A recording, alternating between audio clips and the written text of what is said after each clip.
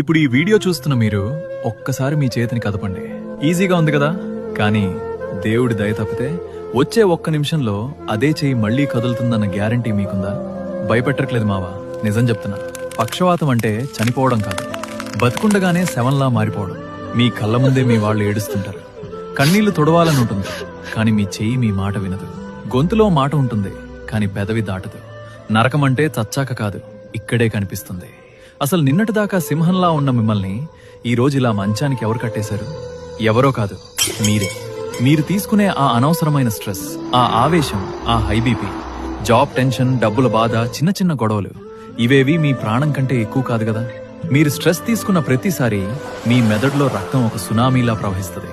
ఆ ప్రెజర్ తట్టుకోలేక మీ మెదడులో ఒక సన్నని నరం ఫట్ మని తెగిపోతుంది. అంతే, స్విచ్ ఆగిపోయింది.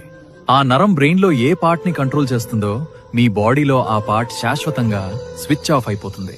మీకోసం కాకపోయినా మిమ్మల్ని నమ్ముకున్న వాళ్ళ కోసం ఆ స్ట్రెస్ ని, కోపాన్ని తగ్గించుకోండి. లైఫ్ చాలా చిన్నది మావా, దాన్ని వీల్ చైర్ లో వెలదీయకండి.